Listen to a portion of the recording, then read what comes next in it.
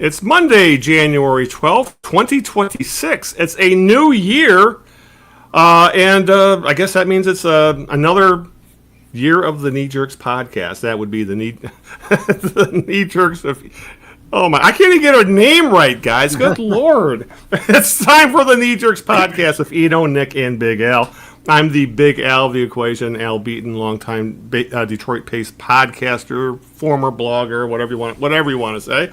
And joining me, as always, are my co-hosts, my co-creators, my fellow digital creators, as Facebook likes to call me. First off, our West Coast correspondent, the man who is manning his seat out of Seattle. That would be Nick Milanovich. How's things going, Nick? Going pretty good over here. Yeah. Can't complain. I don't have snow, which sounds like you guys do, but and you can have it. Yeah. But no, things are good here. Good. Looking forward to the conversation. What's the picture on your T-shirt there? Is that? It looks like Bruce Lee. Bruce Lee, yeah. Oh yes. And speaking of Bruce Lee, I guess that means we got to introduce Greg. I can't segue to that, you know. Yeah, wow. Unless Greg knows some karate or something. I did used to wear high karate cologne back then. There you go. He knows karate and a few other Japanese words. There you go. Yeah. Speaking of karate, that was just bring us to my longtime co-host, co-creator of the Knee Jerks podcast, the man who runs a Substack, which he will tell you how to subscribe. Today he wrote about Glenn Hall, of all people, who passed away this past week, and that would be Greg Eno. How's things, Greg? Things are well, Al. Yes. Thank you. Thanks for that little co-creator. I guess I am co-creator of this, this enterprise. We've been doing this for almost 17 years now. Nick, so good to see Nick. I am Greg Eno from my Greg Eno Out of Bounds Substack. GregEno.substack.com is how you can get there. Subscribe. I'll be in your inbox every Monday. Follow me on X at Greg Eno. As Al mentioned, did a piece on Glenn Hall, the Mr. Goalie who passed away last week, age 94, and just kind of reminisced a little bit about, reflected, I should say, about how losing, whenever you lose old timers, especially somebody like Glenn Hall, who kind of, it was to me a link between today's hockey, the last link between today's hockey and the hockey back in the day. It just seems like with Glenn gone, I can't think of any other living hockey player who debuted in the 50s, quite frankly. I'm sure there may be a couple of them still around, but I don't know, man. It's getting really thin. We lost Red Kelly a couple of years ago, and it's just getting, and then with Kenny Dryden and Eddie Jockman died last September, and just starting to get a little scary out there. But that's the way it goes, of course. So read that, please, GregEno.substack.com. No guest tonight. Al's got a full plate. This is Sergei Fedorov night. Yes, exactly. Rebby's lifted number 91 to the rafters today at LCA. We'll talk about that. But before we get into anything, we're going to play a game we like to call Whose Birthday Is It, Maestro? Everybody knows how we play this game by now and give Al and Nick a clue or two or three of an individual whose birthday it is today in the world of sports. And if one of those gentlemen can correctly guess this person within the first two clues, he'll receive the Knee Jerks version of the, you've heard of the Civil War chess set that PBS used to offer. This is the Knee Jerks chess set, which is made up of all the different pieces are made up of former Knee Jerks guests.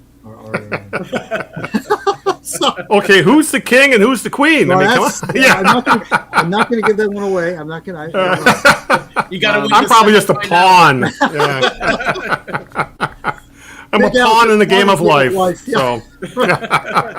Big Al is pawn in game of life. Mongo, come on. Yes. This person made his name in the world of basketball. I tell you what, before I go on, there were like 5 or 6 really good birthdays today. It was hard time. There was Bill Madlock. There was Tim Horton. There was 3 or 4 others that were big name people. I couldn't believe how many people were born in this state. But I settled on this person. He made his name in the world of basketball. He was born in this state in 1960. He is a former big-time player in the NBA.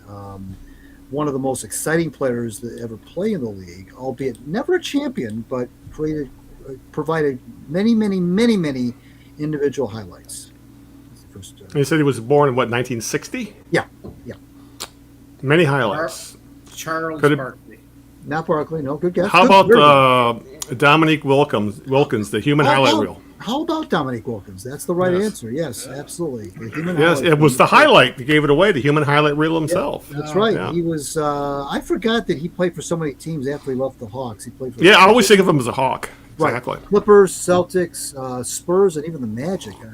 He's one of those guys that hung Really? around until he's like 39.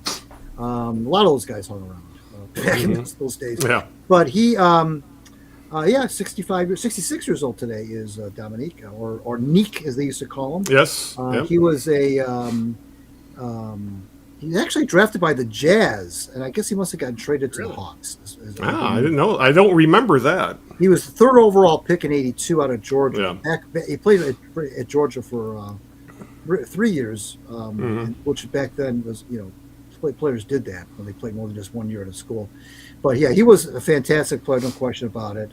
He averaged 9 rebounds a game 1 year. I didn't know he had that many rebounds. You just think about him as a scorer, as a George Gervin type guy. But no, he had some rebounds. Played a lot in Greece in the mid to late '90s as well. Yeah. Did he ever win a slam dunk title? Yeah, I believe he did. He would have had to have. Back when stars actually competed in that. Right. I'll look it up for you. I'm sure he did. I bet he did. Yeah, Neek is 66 today. He's still hanging around the Hawks. He's the vice president of basketball operations over there. I didn't know that either. I thought he was play-by-play. Well, no, he's maybe color announcer. He certainly wouldn't be play-by-play, but I don't think. I thought he's on the broadcast though.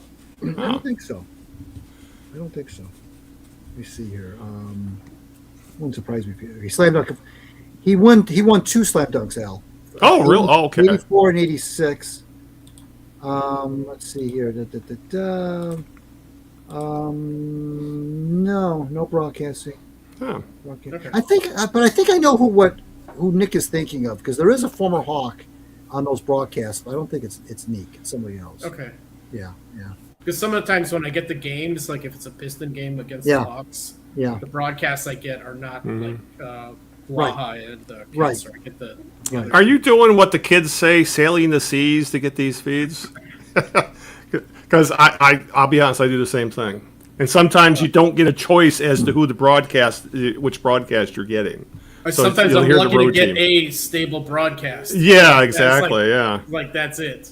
Yeah. And have your ad blockers on, because there's some shit that pops up. Not interested.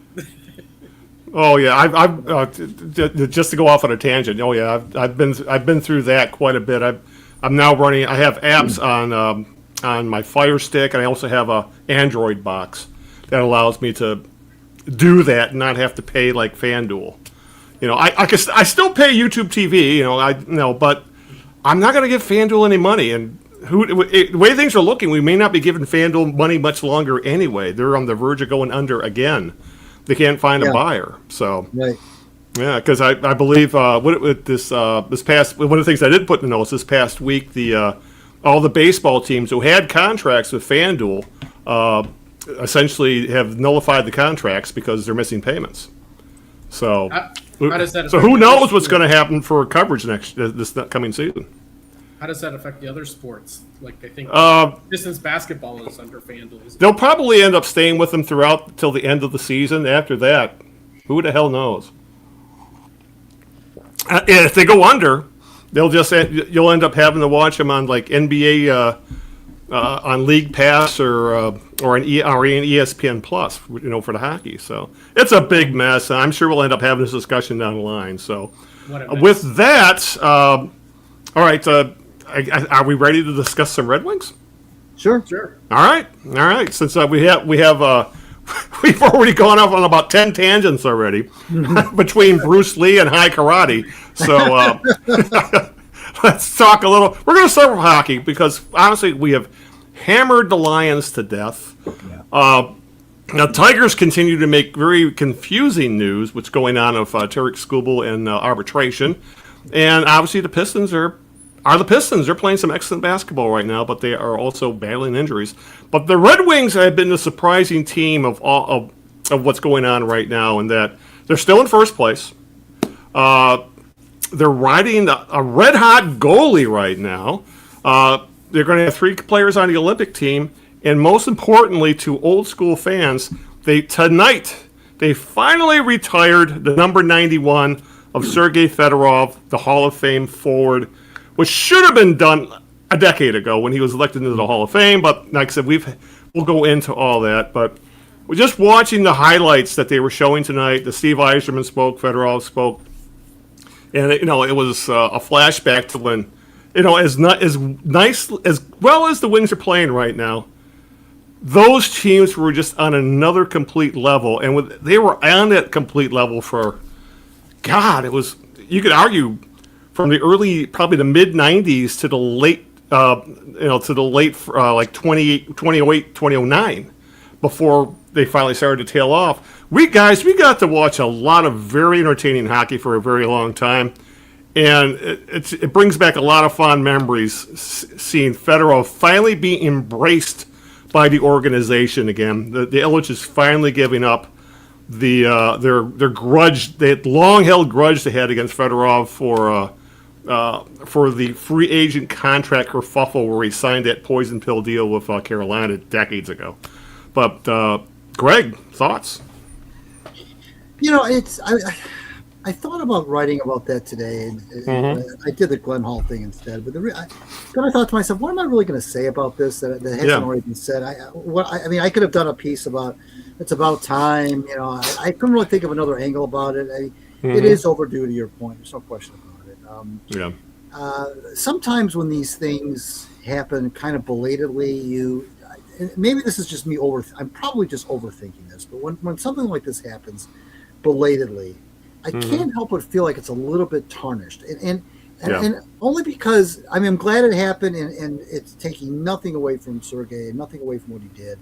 I'm so happy to see 91 go up there. I was just looking at some of the pictures. They already have some of the pictures when you're talking there of what they gave him and stuff, and he's all smile. You could tell how happy he is, all smiles. Oh yeah, he was absolutely thrilled. He really and that's great. I think that's great, and I'm not trying to take anything away from him at all. But as a fan and as an observer, it just kind of rings a little hollow, because you kind of get the impression that this was something that Ilitch was browbeaten into doing. I don't know. I could be totally overthinking this. I should just be happy that it happened. It's just that it is so late in coming. I'm glad it happened. I'm glad it happened when he's still alive, of course, and everything, and he's here to enjoy it. Yeah. But it just, I guess I don't know, and it does finally put it. It's going to shut everybody up. Nobody can say anything. They can't call out Ilitch now for not doing it. But I think the question is still fair. Why did it take so long? I know that's probably nitpicking, but why did it take so long? I don't really understand, other than, if Mr. Big Eye, I call it, as I call it Little Eye. If Big Eye had some problems with Sergei, fine. Why did it has to? If Marion had problems with him, fine.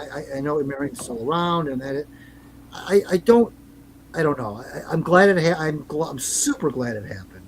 Yeah. It just still feels a little bit wrong. Not wrong, but it still takes a little bit away from me, the joy away, to know that it took so long. I feel like Ilitch capitulated more than he did this willingly. I could be totally wrong, but I just get that impression. It's like, if he didn't just capitulate, then why didn't he do it so many years ago when he had? And this, by the way, this franchise has been through a lot. There's been nothing but bad times since 2018-ish, and 2017, whatever. Plenty of time to do something like this to get people feeling good about the franchise. I know that ultimately the product on the ice is what's going to get people going, but there were so many opportunities in these last 6-7 years where there was nothing going on the ice. So why not do something like this, not as a distraction, but just to make people feel good about the franchise again? I think that this Sergei thing, not doing this before, just kind of added to the pallor over this franchise. Yeah, and it is worth knowing, if you watch some of the ceremony, Fedorov was glowing tonight. He absolutely looked over the top. He was so happy. But you're right, though, there is a bit of revisionist revisit thinking, some retcon going on here, because there was a time where Fedorov was not very well liked by the fan base. Right. Again, we came with all the free agency stuff when all he wanted was his market value worth. Yeah. And so he did what it needed to do to get these contracts where he got paid. You're talking about a guy who probably could have been a Hall of Famer as a defenseman.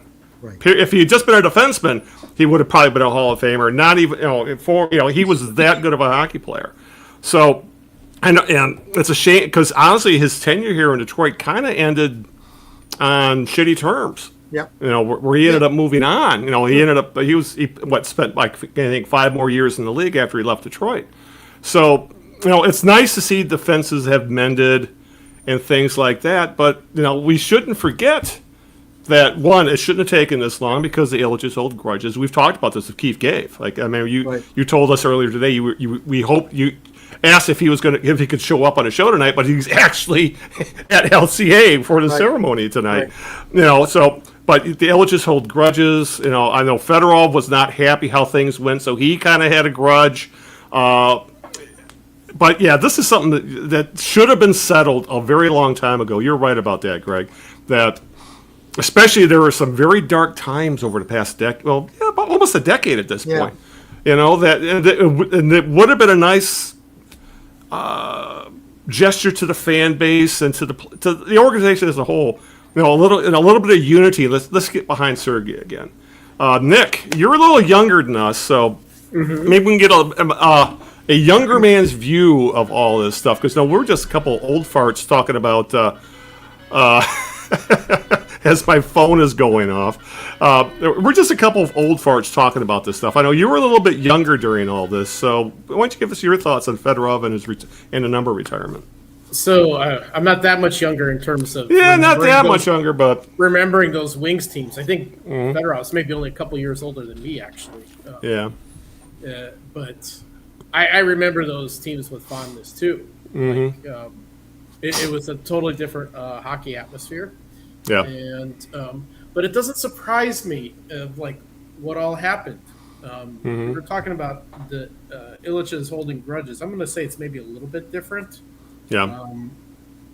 Than just a grudge. It ends up being a grudge, but I know people from that part of the world where the Ilitches come from, or the Ilitch family comes from, the Balkans, because my family comes from there. Okay. There's a certain type of culture there that people there are extremely loyal and will give a lot to others. But you have to be careful about acting like you reject their generosity. The Ilitches were very loyal to employees and to players. Do you remember Mike Ilitch gave Victor Martinez, a big fat contract way after, his knees were basically ground beef. And, he was just but he basically told Martinez, you sign with us, I'll take care of you. He was always like that. He took care of Mickey. That contract was stupidly long and insane, and he did not get the value out of it. But he took care of his players. But I can see where Fedorov looked like it looked like Fedorov was rejecting their generosity, because remember, the Ilitches stuck their necks out even more for Fedorov than for any other player. Honestly, that's a good point, bringing up how they helped him defect. I mean, literally, they helped him defect during the last days of the Cold War. This is not just coming over from Canada. Hey, sign with us. Finding a needle in a haystack. Yeah. They had to deal with State Department. It got nuts.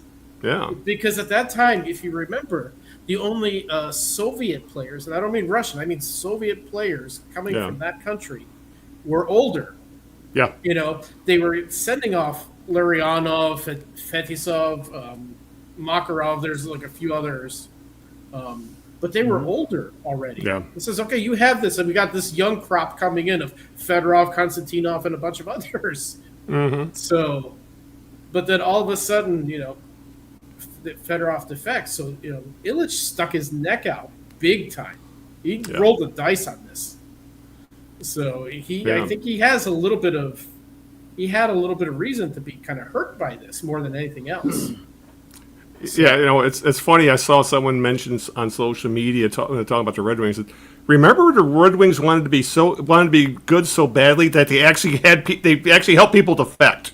It's like, where is that part of the Red Wings gone? And that's a really good point. That's all Mike Ilitch. Didn't they do that with Klima as well? They did it with Klima as well. Yeah, and I think that one was even more cloak and dagger than Fedorov, if I remember right. That's because I know Keith Gave has talked about that before when he's been on the show. But they were both pretty cloak and dagger. And I'm going to put a plug in for Keith's book, The Russian Five, because that's a phenomenal retelling of that story. Yeah. Phenomenal. I remember those days when that was happening. We were like, holy shit, they got it. How? Yeah. And don't forget too, Al and Nick, that not only did it end poorly, of course, but Sergei had that holdout in '98. Remember, that's right. Played like the last 20 games of the '98 season. That was the second cup, and that was that when he signed. I think he signed an offer sheet with Carolina or something that year, and Ilitch just had to match it. Of course, they did, and so there was that. And Sergei was also part of that incredible '89 draft where you had Lidstrom and you had Konstantinov. You had a lot of other NHL. Sillinger, Bob Bugner, Dallas Drake is in that draft. So he was part of that fourth round. But But you know what? The good news is it's over with. It's done. Yeah. The jersey's on the rafters. People like me can say whatever we want about the nitpick about it, but the bottom line is it's done, and that's good. Yeah, and it's the right thing to do. Yeah, because he is up there with the best of this franchise. Sure, right? Oh yeah, he is without a doubt. You see those damn highlight reels of him. This isn't retiring the jerseys of the St. Louis Blues. I mean, no offense. I mean, this is one of the storied. Yeah, one of the best players ever on an original six team says volumes. It really does. Yeah, sure. And. Yeah, like one of the games that was brought up, that Yzerman brought up during his speech was the Washington Capitals game where it was Sergei Fedorov 5, the Capitals 4, in overtime. So that's the sort of stuff that, God damn, that was fun hockey to watch back then. It really was. Yes. So and that would make anybody a hockey fan watching, especially the Russian 5 era of the Red Wings. Watching the highlights of Fedorov playing with the other four, and the puck possession is absolutely unthinkable. They would be that kind. You never saw it. You rarely saw it then, and you never see it now. There was games where it felt like the Russian 5 never gave up the puck. They could hold on to that puck as long as they wanted, and the other team could not do a goddamn thing about it. Right. I mean, that was part of the Russian philosophy. I mean, Keith was talking about this on puck possession. Puck possession. You don't do a dump and chase, which I totally agree with. That doesn't make any sense. And hearing Don Cherry have conniption fits over that kind of stuff. Where the Russians weren't tough, the Russians weren't winners, that kind of thing. And that's one of the best things about that era of the Red Wings is how that team, that group of players, essentially shove the Europeans aren't tough enough to win an NHL thing right up the NHL's ass. Yeah, I mean, for sure. That was like an amazing era of hockey. I mean, those guys were, they missed them many times to get to the finals and win it. Boy, was that fun to watch. I mean, they were on a mission every single year. Yeah. To play, and Fedorov was like a huge piece of that. Yeah, it was interesting that he thanked Scotty Bowman tonight, and he wasn't on the best of terms of Bowman half the time either. Where Bowman would play him on defense sometimes. Obviously it was because of injuries or maybe a little bit of I don't want to call it punishment, but kind of trying to put Sergei in his place a little bit, but.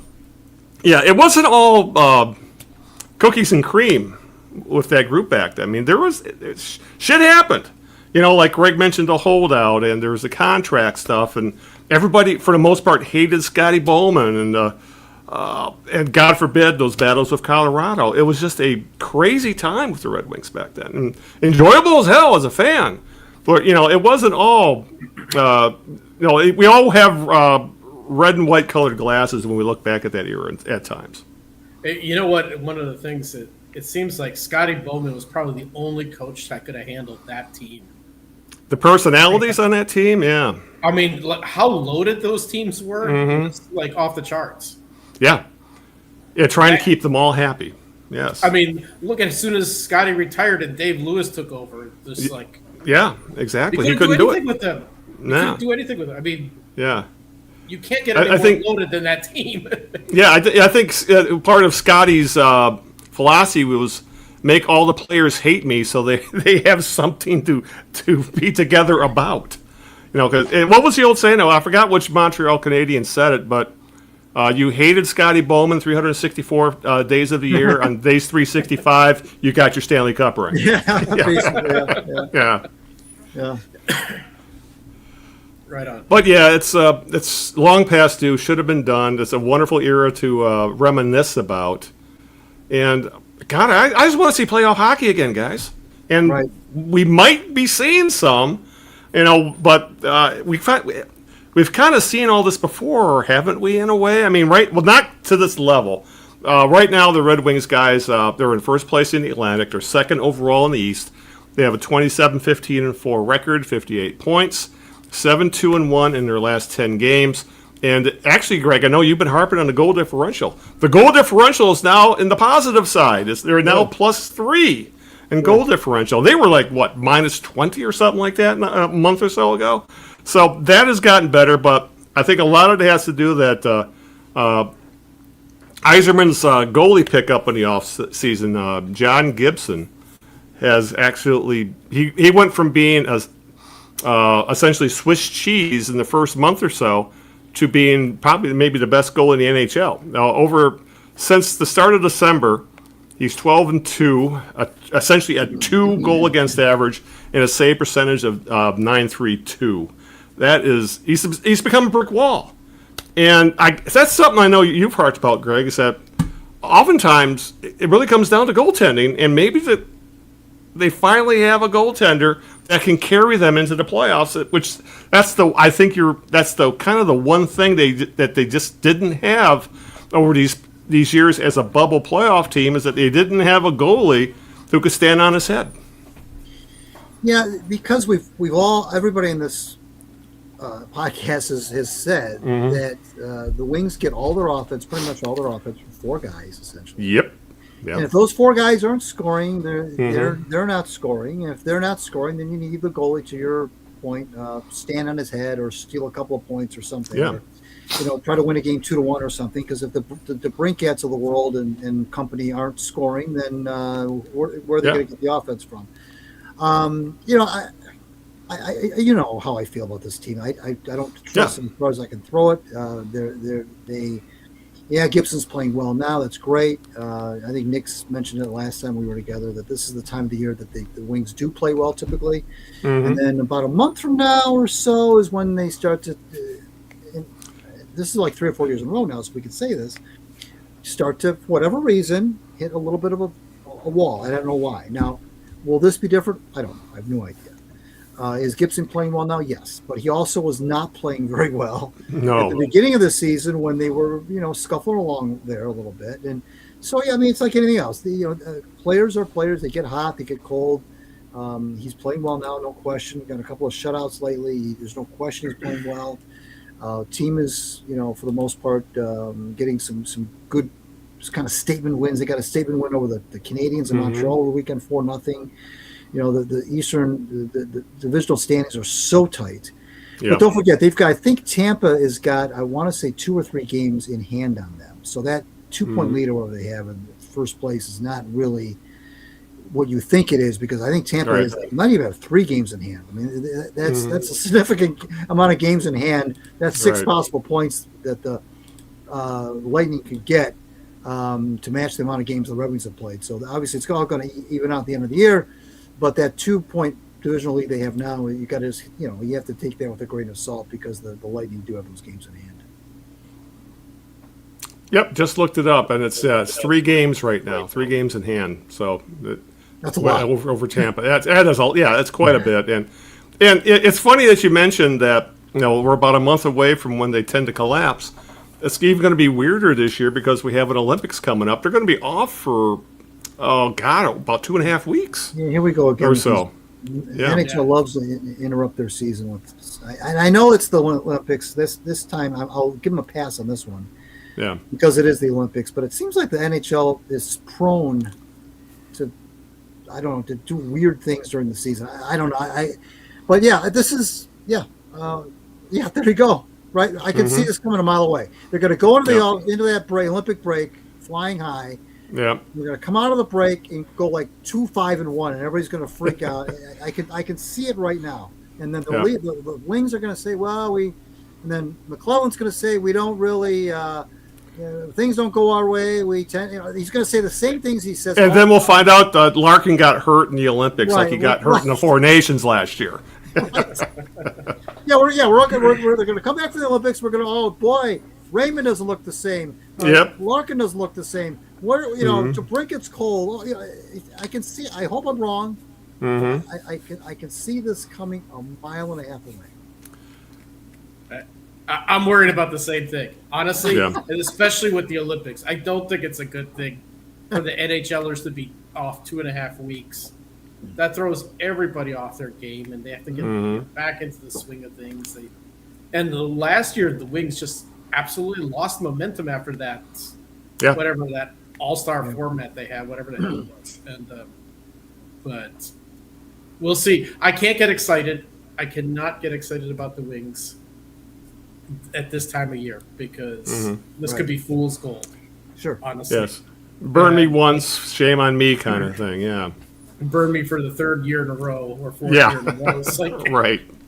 Let's see where March is. Then I can start saying, they actually have some chance of being in a playoff game. Or even have a bigger cushion where they can just play 500 hockey or the last month of the year and not have to worry about the playoffs or something. Right. In previous years, they were just on the cusp, right? Yeah, exactly. So. And it's worth noting that it's going to be Larkin playing for Team USA, Lucas Raymond's playing for Sweden, and Mo Seider's playing for Germany. They're 3 most important players. Obviously, which is to their credit. I mean, they want to play in the Olympics. This is a huge deal for them. I mean, they all want, especially Europeans. That's a big deal about winning a gold medal. And it also makes a very nice thing to have on your Hockey Hall of Fame plaque if you ever gets to that point. Because there's only a handful of players who would have won, like have won a juniors and then won a Stanley Cup and won an Olympics. So it's and a World Championship as well. It's a big deal, especially to Europeans. But yeah, I wish there was a better way. And there's concerns. I'm sure you guys have heard about the arena that got built in Italy is going to be smaller than an NHL. It's not even near international size. It's smaller than NHL size, which is smaller than international. And apparently it's not even completely done yet. And the Olympics are 3 weeks away, something like that. So, yeah, it's going to be an interesting 6 weeks or so when you factor in, continuing with the momentum. Then you have the Olympics, and then what happens after that fact. I guess the one thing that might help guys, though, is that this is the full season of Todd McClellan, which they didn't have last year. Yeah. So that's, say what you will about Uncle Fester, he looked like one, but I don't think he was not a good head coach. So, McClellan has a track record. We won't go into his playoffs track record, but he has a track record of being a very, very good regular season head coach. Hopefully that plays out this year and we finally get some playoff hockey. And that could explain why they're in first place versus the last team in the playoff hunt. Right. So it could be that bump that's. I think what it is, I feel better if they were deeper. I just feel like, and I know they've got a lot of young players. I just look at that time. Maybe I should look at other teams in the NHL. Maybe this is not unusual. Maybe if I looked at other teams in the NHL and I looked at those teams, how maybe it's not unusual to have scoring to be top heavy like that. Maybe I'm asking too much for there to be consistency up and down the lineup, but I just see those top 4 players when I go to Hockey Reference, and I see those, and I see everybody else just way below them. It just gives me an uneasy feeling. It's like kind of like relying on 3 or 4 guys to hit all your home runs in baseball. Yeah, I just feel a little bit funny about it, but we'll see. Yeah, it's. I'm going back. You're just spoiled from the old days of the Wigs, where their third line center is a Hall of Famer. So, yeah, that's true. That's true. Yeah, and your third pairing defensemen are all stars, that kind of thing. That's true. Yeah. That's right. So but it's at the very least we're getting to watch some more entertaining hockey than we've seen in quite some time. And like I said, the Fedorov stuff is kind of like the cherry on top, and which is. It's nice to feel good about the team, even though we're all 3 of us like waiting for the shoe to drop. Much like we were with the Lions 4 years ago. So we'll get to the Lions and what's going on with them later in the show. All right. One last comment about the Fedorov. No, go ahead. I'm glad it's happening while the Wings are playing well. Mm-hmm. Nothing worse than if that were happening and they were just like absolute bottom feeders, and they had no chance in hell of winning a game. So yeah, kind of like when the Tigers would honor Sparky Anderson during those with like 15,000 people in the stands because the Tigers just plain sucked. Yeah, and they did it at the end of the season when you know what their record is going to be. Right. So. Yeah. Right. Exactly. Right. So because honestly, it did kind of when they announced this, it did kind of feel like this is a way to sell merch and sell tickets. And it turned out they're not having too much issue with either because they're actually playing good hockey, and it all worked out. Even though to me it kind of felt like a cash grab when they first announced it because of all the stuff we talked about earlier about the grudges and all that. So. Yep. All right. Well, might as well talk about the other Illich team. As there's can we call it a grudge yet? What's going on? Because we have another contract kerfuffle. As the Detroit Tigers and the best pitcher on the planet, 2-time Cy Young, back-to-back, I should say, Cy Young winner Tariq Skubal, are in an arbitration battle. This is the last year, essentially, Skubal's under team control. He will be a free agent at the end of the year. It's looking more and more like he is not going to resign here. And obviously, with arbitration, there is no in-between. I mean, you can continue to negotiate up till they actually have the hearing, but the arbitrator has to pick what the Tigers offer and what the player counters with. There's one or the other. And in this case, the Tigers have offered a $19 million contract, which is approximately a $9 million raise. I believe Skubal made about $10 million last year. Meanwhile, Skubal and his agent Scott Boras counter with a $32 million demand, or that's what they believe he's probably worth that, yes. And obviously they can continue to negotiate, but if Skubal wins, and he has a legit argument that he should, considering how good he's been the last couple seasons, and he's essentially been underpaid, this would be the largest one-year deal for an arbitration-eligible player. Juan Soto set the mark when he settled for a $31 million contract with the Yankees in 2024. So the Tigers guys are getting a lot of bad publicity for this. I've seen a lot of talking heads saying the Tigers just look like cheapskates, or that you have the best pitcher on the planet. You've essentially had him paying him bargain rates so far. Why cheap out now? Because it really feels like you're just throwing your hands like we don't care anymore. We know you're leaving, so why should we pay you, market value? I can see the Tigers' argument saying, but $19 million would be, I think, a record for a pitcher in arbitration, or really close to it. But one, that record was set by like a decade ago or more, and two, I mean, this is a $19 million. That's not much more than Alex Cobb got last year, but he got 15. So, and Cobb obviously never even pitched. So I don't know. The whole thing is kind of it just feels like, guys, the Tigers are shooting themselves in the foot by lowballing their best player.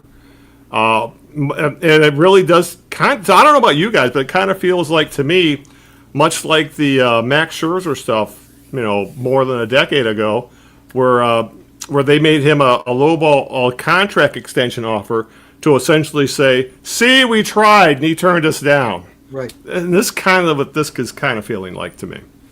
Well, unlike the Scherzer thing where they still had Verlander Yeah. and other pitchers, Right. they don't have shit after Skubal. It falls off a cliff. Yeah. What, You know, Troy they Melton? have guys- Well, they have guys they're hoping. Yeah, exactly. It's either hoping well. or league average guys. Exactly. They don't have an ace. And it's funny. I asked Rock what they thought, what it thought of the whole arbitration thing. I mean, basically, the Tigers are trying to set a sort of a precedent for contract negotiations. But in arbitration, you're at an either or. You're going to either take the $19 million, Right, or you're going to take the $32 million. And market rate for him, he's a two-time back-to-back reigning Cy Young Award winner now. And right. last year, like you mentioned, we've mentioned Cobb before, like Yeah. a guy who's like in his late 30s, never pitched, and was making $5 million more than Skubal was making. Correct. Or Right? Flaherty was making 20. Exactly, and they didn't. Flaherty and Cobb combined didn't have Skubal's record. So the Tigers put themselves in a really shitty situation. Number one, playing too much hardball with their best player. And, that's going to – Boris knows, this is what they're going to do. And he's going to look out for his player. He'll probably – my guess is Skubal wins arbitration, which he probably should. It'll be embarrassing for the Tigers. And they publicly look like big-ass motherfucking cheapskates. Yeah. No free agent worth a damn is going to want to come to this team. So, I mean, I think they're shitting the bed for the future. And so. Yeah, you got to. What is Riley Green thinking of this as he's watching all this go down when it's his turn to reach arbitration eligibility, and he's like, this team's not going to pay me what I'm worth. Or when he hits free agency flat out. Same thing, yeah, So, exactly. And so that means that what the Tigers are doing is they're probably going to go to a strategy of we're going to develop and put those guys on the field, and when they get too expensive, we're going to ship them off. We're going to be rooting for the northern version of the Rays, which sucks. Well, and what's worse is the Tigers don't have a track record of bringing in players. Of having those players. Yeah, exactly. At all. Yeah. Because if Spencer Torkelson's your example of developing a player, God help us. So, yeah. It's an ugly situation, and the Tigers, I think, are shitting their beds. And, I know fans are just, losing their minds. They're apoplectic right now, yeah. And I don't between Skubal and nothing going on with position players, Exactly. Yeah. And so, Well, you know what's got me concerned? There's a lot of things, and you mentioned it, Al, when you talked about the other players and Knicks as well, about who wants to come here and so forth. But I get the feeling that this mode of thinking is, from the top down, everybody's lockstep. Everybody's falling into place. I saw AJ was quoted sometime last week, talking about third base, and wondering what the Tigers were going to do about third base. And it concerned me because he said, "Well, hey, we got Zach McKinstry. He's an all-star." I'm like, "Oh man, AJ, come on now. I know you're trying to protect your players, but it's such the company line. We all know. I mean, he's smart enough to know this. McKinstry was one of those. I made a post on X. I said, you know who else was all-stars? Were all-stars?" And I listed off some of the suspect all-stars that the Tigers have had over the years.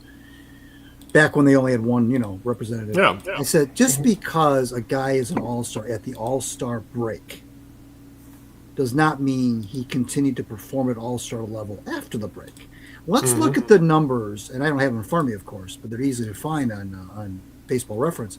Let's look at the numbers of Zach McKinstry before the All-Star voting was in, if you will, and after the game was played. I can tell you that those numbers were not very good. They were not very good. So I don't want to hear this. He's an all-star. Yeah, okay, but technically he is. Yeah, fair and square. He made the all-star team. Is he an all-star? Do we really think? Does even AJ Hinch think that Zach McKinstry is an quote unquote all? And when we talk about all-star players, we're not talking about guys who happen to make the team one year.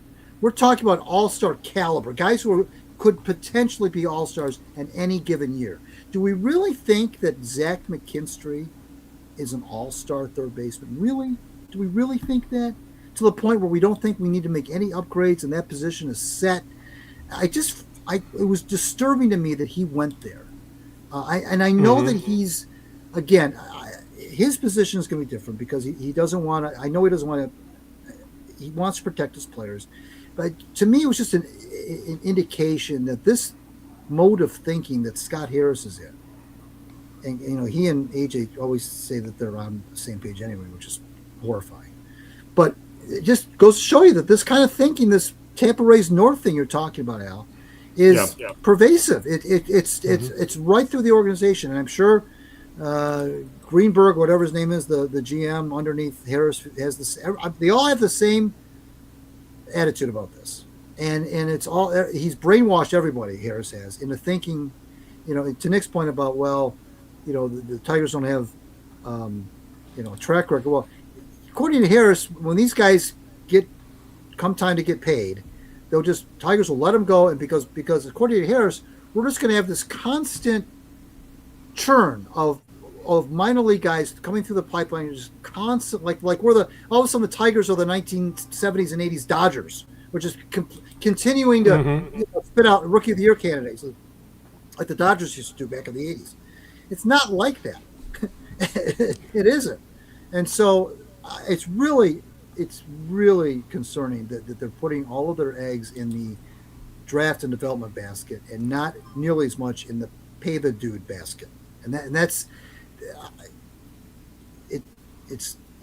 not good. It's not, and it's not even about the fan. It's not even take the fans even out. Forget the fans for a second. Just take them out of it. Pretend like there's no fans at all. It's not a recipe for winning championships. I don't care if you're drawing 5,000 fans or 50,000 fans to your games. It's not a recipe for a championship. I'm sorry, it just isn't. They're not. I'm sorry. Go ahead, Nick. Tampa Bay is not the only team that, takes that philosophy of develop and let go. Like Cleveland's been doing that. Cleveland, yep. They've done it Cleveland's done it successfully. You've seen some of the people that in a bad division organization. Yeah, they had some stellar players come out of there, and Cleveland's made it to the World Series, but they haven't won since 1948. Right. So, wrap your head around that, and so. It's a recipe maybe for getting yourself into the playoffs. Well, yeah, sure. But it's expanded playoffs now, so yeah. But it's not win a championship because look who won the championship and look who finished second. They had players they developed, free agents they picked up, trades that they made. So it's like a mix of things, and they had to pay people to do it. It's not just a bunch of young guys in there. That's dumb. You trade away young guys, you bring in someone who can bring you over the top. Right. Hell, Dave Dombrowski knew that, and that's why he was successful. But this organization, and I don't know if it comes as a mandate from Illich or not, but I don't want to watch the Tigers because I know there's no hope of them doing well at all. Yeah, and to drive home the McKinstry numbers that Greg talked about, in the second half last year, his batting average was 70 points lower than his first half. His on-base percentage was 90 points lower than the first half, and his slugging was almost 100 points lower than in the first half. Essentially, his OPS dropped 200 points. So, and obviously, I have a hard time thinking A.J. Hinch actually believes what he's saying, but as you said, Greg, he's towing a company line. He is I don't know if he's completely bought into it, but he knows he has a very safe job, and the organization loves him, the fan base loves him. And so he is not. I don't see him rocking. He's not going to rock the boat over his players anyway. No, because he's going to say, "Oh, we have McKinstry and we have Matt Vierling and and we have McGonigal coming up, and But I don't know. I don't know. I don't know. I don't know that the fan base loves AJ Hinch. I don't know if I get it. I would say, I'll put it this way: they're split. Yeah, okay, I'll go that far, but he's not universally loved by the fan base. Yeah. In any way, shape, or form. Especially as the team went into the tank in September, his decision making, his stubbornness, and his refusal to do things like bunt and things like that was really getting on people's nerves. Well, of course, and to be fair, everyone wanted someone to blame. When you go into one of those tailspins, everyone's going to get blamed, of course. Mm-hmm. But you're right. This job is completely safe. There's no question about that. Yeah. But he can only manage the players he has. I think I will concede that the fan base is way more mad at Harris than they are. Oh God, yeah. That's for sure. Mm-hmm. I would say Nick is represents the fan base perfectly how they feel right now. You're right. I think. Yeah. Hey, I knew it before the fan base did. Yes, you did. You were cool from the very beginning. You hated him. Yeah, Nick's cool like I'd like this band before everybody else did. And I hated this GM before everybody else. I will admit I was hoping I was absolutely wrong. Mm-hmm. Right. Because what happens is you hire a new Pobo, and then you feel like he's not going to do anything, but you're stuck with that guy for a few years before you get rid of him. And then when you do get rid of him because of poor performance, if you do, then you have to bring in another guy, and that means another few years of poor performance until he either succeeds or fails. So, and after having lived through Al Avila, this could last decades, if you ask me. So, well, the fear is that he's going to, and I wrote this, I think, a couple weeks ago. The fear is Harris is going to do just enough just to keep his job, because he's got the owner brainwashed, and he's going to be here he's going to outstay his welcome. There's going to be a few playoff appearances, albeit brief playoff appearances, and and then that'll be enough to keep Little I happy and the fan base kind of at bay. But the fan base is making the playoffs anymore in baseball. Yeah, of course you want to make it, but more than not make it. But it's not like the old days where you were one of, two teams. Al and I remember the ALCS days. You were one of two teams that made the playoffs in each league. Mm-hmm. Making the playoffs now is there's three divisions. And how many wild cards? Like 3 wild cards now? Something? 3 or 4? You have the guys that play in whatever the bubble part, and then 6 or 7 teams make the postseason. It's not out of I don't know, 15 teams. It's not that big of an accomplishment, quite frankly. It's what you do in the playoffs that counts. Right. Yeah. Right.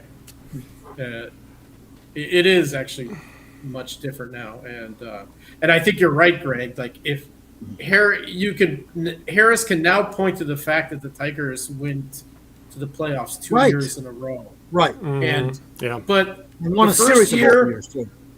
The first year they won despite him, because he was ready to undermine and sell and not do anything, not help them get on the That's absolutely true. Yeah. And it was no different this past year it's like I think they need some hitting help. Mm-hmm. Or they got some used baseballs for whatever. They got nobody. What Seattle basically did again. I'm gonna keep harping on it. Look what the Mariners did. Yep. Yeah. Okay. Mm-hmm. So Suarez didn't work out in terms of he wasn't very good, but they got him and they got Naylor. And he did work out. He was very good for them. You think the Tigers were sick of Naylor by the end of that series? I was. Yeah. That goddamn stolen base in Game 5. And so what do they do what do the Tigers do in the offseason? They get old relief pitchers that nobody else wants. Yeah, and Alex Bregman, the man who they supposedly targeted last offseason, signed with the Cubs for essentially a very similar contract that the Tigers offered last year. The Cubs gave him, I think, $675, no opt-outs. The Tigers offer, I just looked it up. It was the Cubs is 5 years, $75 million. The Tigers offer last year was $171. So, and the thing is, Bregman would fix a huge hole, that third base hole we were just talking about. And the Tigers showed at this time around absolutely no interest in the best third baseman on the market this year. No, and could that contract be pretty ugly the last year or two? Maybe, because it'll be 37 or so. But for a team that needs to win now, when your best player, one of the best on the planet, is likely not going to be here next year, and it's very possible that you're going to let him go for nothing because you plan on competing and you're not going to trade him at the trade deadline. It makes absolutely no sense to not fortify this roster. And a guy like Bregman would have been a perfect fit in the middle of the order. Yep, here we are. Well, it goes back to what Nick has said in the past. Either are you here to win or not? Yeah. What are you here to do? Mm-hmm. And what are you here to do? Scott Harris is here to build a dynasty. That's what he wants to do. He wants to build, just like Eiserman. He wants to build something that's long lasting, and it doesn't. Those days are gone. Yeah. How many teams in any sport are built to last for the long term, quote unquote long? Now, obviously, the Dodgers are because of the money. Some other teams may, because of their money situation, will be kind of always be in the mix. The Yankees will always be in the mix. The Red Sox will probably always be in the playoffs or close to it. There's a handful of teams you can say that about in baseball. But this idea that how many teams just are constantly playing for championships all the time. That's what these guys want to do. They envision themselves as some sort of architect of some grand dynasty where their teams are always in the mix every year. Every year we're going to be a serious team. And the Red Wings back in the day, we were talking earlier tonight about the Red Wings of back in the day. And they were in those days. Every spring, the Red Wings were a legitimate Stanley Cup contender. Now, they may not always have played like it, despite the Cups. And the years they didn't win the Cup, they didn't play like it. But they were always prognosticators saying the Red Wings have as good a chance as anybody to win the Stanley Cup, just fill in the year. Okay, that was true. Those days are gone. Those days are gone. And these Eiserman and Harris are trying to do something that I don't think is doable, quite frankly, in this day and age. Honestly, you could probably say the same thing about Brad Holmes with his actions in a way. Yeah. Which we will get to. Yeah. But he tends to be talking the same way, where he wants to build something sustainable and not go all in. And there's an argument, at least in football, either way. But yeah, it feels Holmes kind of feels like he's building a roster in the same way. He's yet to make a free agency splash. He's yet to make a massive splash trade, and he's really essentially building around a core, much like the Red Wings and Tigers say they're doing. So let me go with the Wings and the Tigers, because the philosophy seemed to be way too eerily similar now. Yeah, good point. Yeah, dynasty thing. I'm not ready to compare the Lions to these guys at the moment, right. But with this whole dynasty thing, if you mentioned the Dodgers and you mentioned the Yankees are always in the mix, but let's look at the Dodgers. The Dodgers do spend money on their players. They give out fat contracts. Of course they do. But they're giving out fat contracts to Clayton Kershaw, who was a Dodger prospect at one point. Yeah. Right? Some of them are their own players. Some of them are free agents. Some of them are trades. That's how they assembled that roster. Yeah. It's not just this only fucking thing that I'm hearing, and some fans chiming in, we have to build from within. We have to develop. Yes, but that's not the only way to win. You have to attack it from all three perspectives. Right. It has to be you bring in someone from the outside, you trade for some guys, yes, and you give up assets to get assets. Yeah. Fine, give up a fucking prospect of all things, because most of the time those guys are going to fizzle out. And then develop as well. That's how they're doing it. They don't do it just from all prospect, and as soon as we don't want to pay this guy, we're going to bring in, a rookie to replace, an established major leaguer. Get the fuck out of here. Well, yeah, I mean, seriously. look how, or they actually traded top-level prospects to get an elite major leaguer. That's how they got Mookie Betts, when the Red Sox were stupid enough to trade him. And the Mets gave them, I think, 3 or 4 top prospects. None of them were ever panned out. And meanwhile, the Dodgers get the Betts, who is a damn all-star center fielder and an all-star shortstop. But the Red Sox, maybe that was foolish on that. But the Red Sox were able to maintain. They were still a good team. It's because they're willing to spend to correct mistakes. Yeah, they didn't. Mike Ilitch used to do that. Right, they did. When they lost Betts, it's not like they went in the tank and finished last in the division for 3 or 4 years. I mean, they had other players. Yeah. You could disagree with the whole Betts thing, but at least they had other players, and like you said, they corrected mistakes. Mm-hmm. That's why the Red Sox are always in the mix, quite frankly. Yeah, I mean, like, who's going to replace Riley Green when he leaves? Right.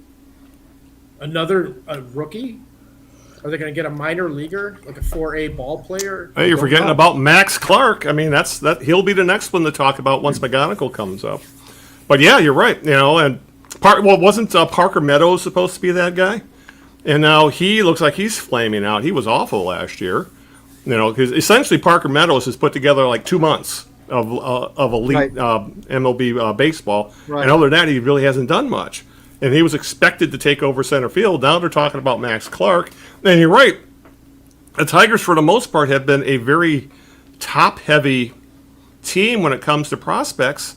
And now that guys like Colt Keith are up, and Torkelson's up, and Green's up, and McGonigal's going to come up, you're right. What's next? They really don't have anything after once they get past McGonigal, Clark, and Bryce Rainier, who's supposed to be an elite infielder. But other than that, there's nothing.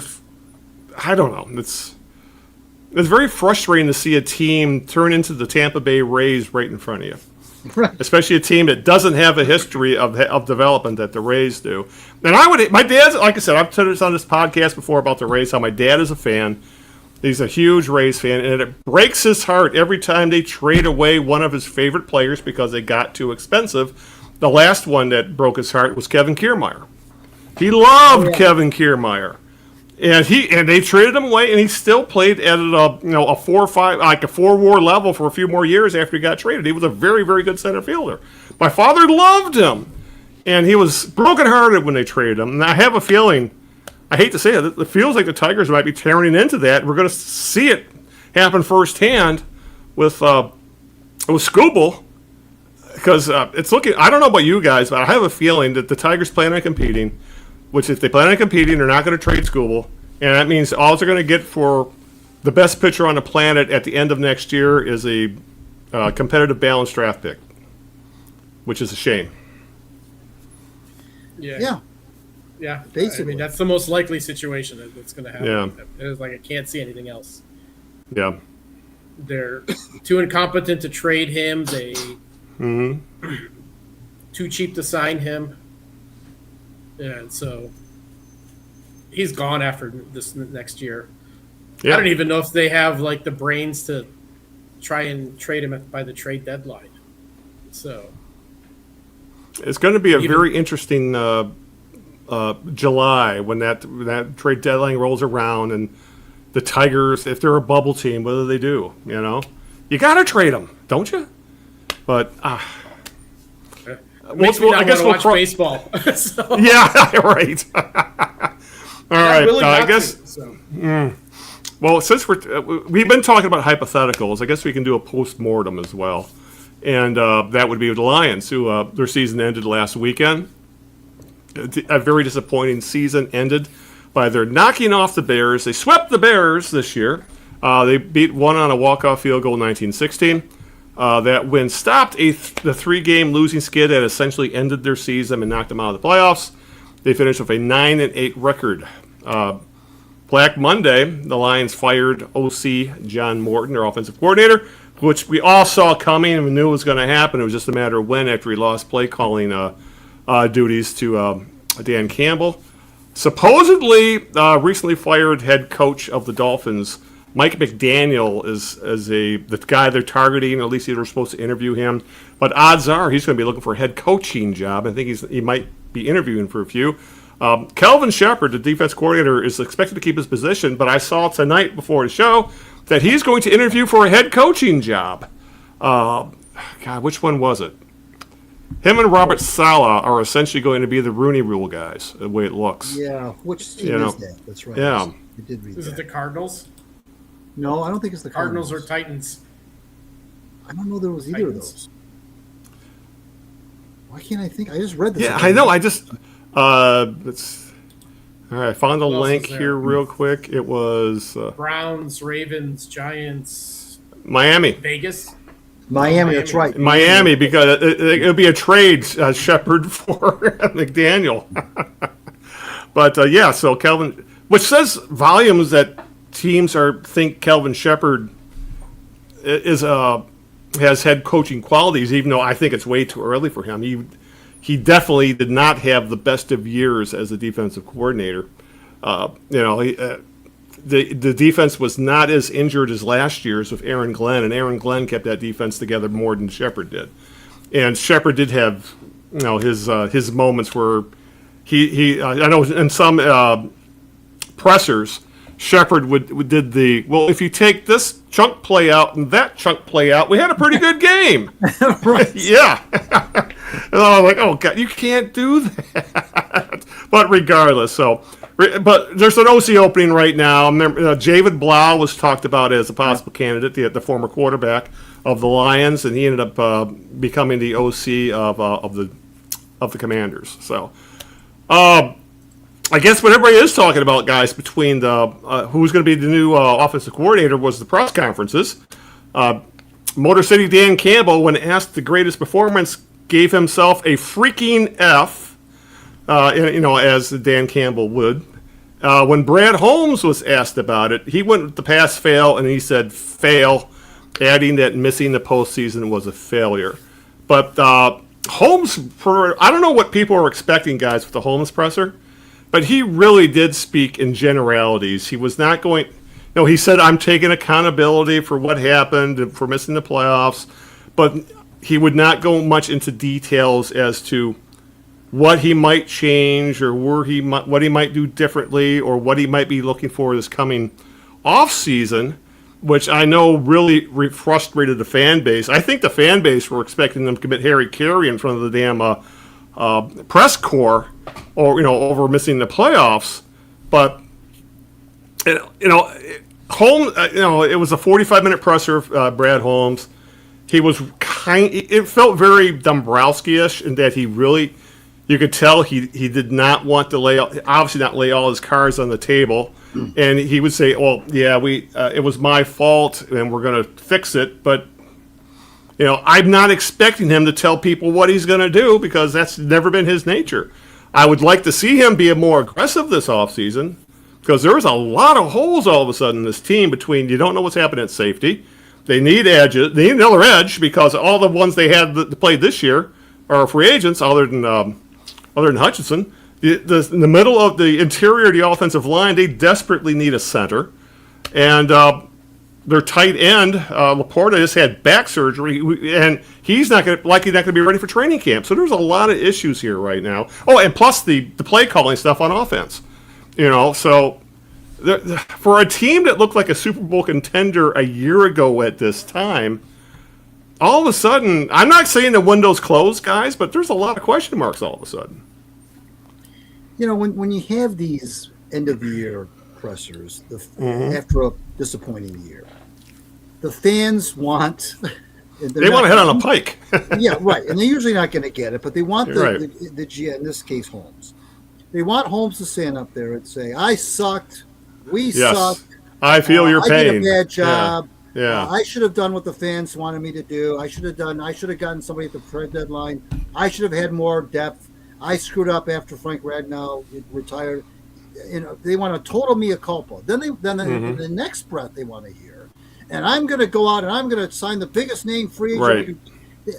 That's what they want. Of course, they're not going to get that. They're going to get more measured, responses. Yeah. to Holmes and Campbell's credit, they both were, I guess, to give themselves, these symbolic grades of F. I mean, that's fine. That's fine. Nobody, I don't think anybody, quite frankly, not just F, a freaking F. Yeah, I don't think anybody. Excuse me. I don't think anybody saw a playoff-less season coming. Really, you're right. Yeah, and I don't think anyone saw. Not only did they not see it coming in training camp, they didn't see it coming in October or even November. I mean, this was not like they were like one of those seasons where they just never fired, and never were a factor in the race. They were 5-2 at one point. They were 8-5 at one point. I mean, this was like some sort of it was what's the word I'm looking for? It was not a given that it's not the word I'm looking for. But it wasn't a given that they were going to, miss the playoffs. So nobody saw this coming, really. Even though despite the injuries, despite all the nonsense that went on, everybody still thought that they would grind out. And we were talking about this last time. The teams of 23-24 would have grinded a win or two out of that. They didn't grind anything out. They barely beat some really bad teams. They didn't grind out victories. They didn't have, they did grind out that win in Chicago. Okay, fine. That's true. But they blew a fourth quarter lead. They had to, win that game by the skin of their teeth. The Bears have this magic pixie dust sprinkled on them in the fourth quarter. I've never seen anything like it. Oh, it is bonkers what they're doing in the fourth quarter. That's not sustainable. So that's what the fans wanted Holmes to do. He's not going to say these things, but they're looking for something like that. But it's going to be. It doesn't matter. Quite frankly, it doesn't matter what he says anyway. It doesn't matter what he says because it matters what he does, and that's what it's. You could have all the press conferences you want. It's what do you do in the off season that's going to determine the fate of this team. Greg, I think you characterized it well. That the fans want this mea culpa and then promises of signing some blockbuster free agent or trading for Max Crosby, which has been kind of a wet dream of Lions fans for like a few seasons. Miles Garrett, Max Crosby, all of these Trey Hendrickson's, right? There's a whole, and none of them are going to happen because they can't afford it. Pure and simple. Yeah, and that's very true. And not to mention, Brad Holmes' presser was like right after the season. What are they going to do? How are they going to address things? I'm sure they're still doing a post-mortem, right? Yeah. They have to figure out who their offensive coordinator is going to be. They might change some of their other assistants too, for all you know. Right. And then figure out how are we going to address the safety issue? But every other team is doing the same thing too. So, who's going to be available if we do want to sign a free agent? They don't know that yet necessarily. And I don't think Brad Holmes should tell anybody what they're going to do, right? Even if he did know. So it is, Dombrowski-like, but this is the first year they've kind of hit a wall and haven't met expectations of some kind. Or been disappointing when they're expected to be in the playoffs. True. This is the first time that Holmes is handling this. Yep. That's true. Right? And so let's see what these guys do versus other teams. Yeah. So that's why I give him a pass, and I didn't want to lump him in with Eiserman and Harris, of all people. And because I don't know how they're going to handle it. They seem, at least the impression I'm getting is that they seem like they're determined to try and put a Super Bowl roster together and really run for a championship, not just pay lip service to it, not talk about like 10-year dynasties and shit like that. But they took a step back. A lot of teams, Super Bowl champions take a step back. Sure. We're going to get a new champion this year. The Eagles didn't look as, they didn't look this year like they had their shit together like they had last year. Yeah. So it happens. Yep. Eagles were knocked out in the first round. Right. And their offense looks bad. right now. Yeah. So, How about a little next shout year? out to Who Jack- knows? How about a little shout out to Jack Campbell? He made All pro. All That- pro. Yeah. That's saying something. Yeah. It's not Pro Bowl, him and it's All Sewell. Pro. Yep. Yeah. Him and Sewell. Yep.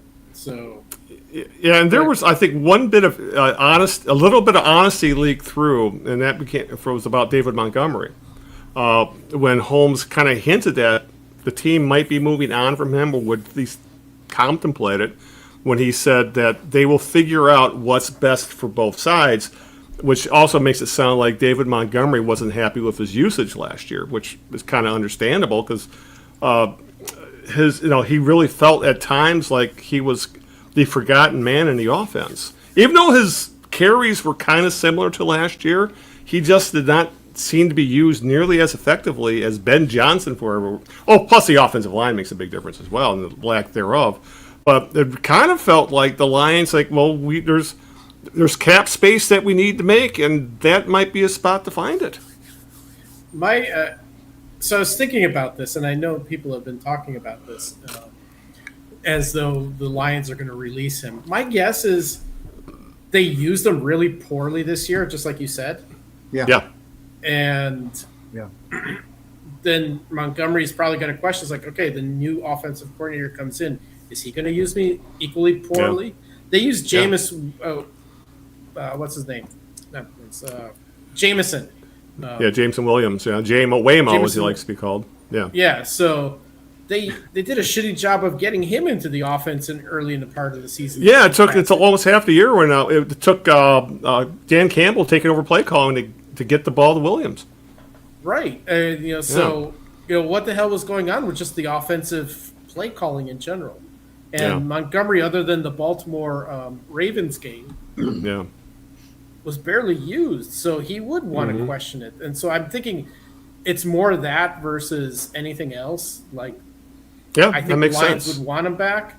But, it's like, what are you going to do with him? Are you going to actually use him? Because, damn, when you know how to use him, he was very effective.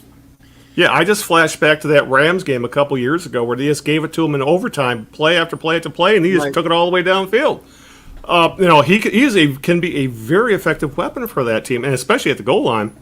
But that makes sense, Nick. And you say that maybe it's Montgomery saying, if I'm not going to be used to the best of my ability, maybe I should go to a situation where I will be, or where he could be the number one back. And a lot of teams, he's the starting running back. Oh, there's no question about it. But the thing is, though, it's to the point, though, where I don't know what the Lions would get for him in a trade. Yeah. He's good. It'd be a low draft pick. 28, 29 now, I think. Yeah. Which, in the old days, when you and I were following football, that was nothing. That was nothing. Yep. Because running backs played forever. But now, 28, 29, you start to think about falling off a cliff and, a fourth or fifth rounder, maybe? Probably at best, yeah. Right. So it's not like even trading him is necessarily the answer either. I hope they bring him back, and I hope they utilize him differently. But but at the same time, none of this matters if the offensive line doesn't get fixed anyway. It doesn't matter who's running the football. Yeah, it seems like if there's one place where they would spend a ton of money, it would be to find an established center.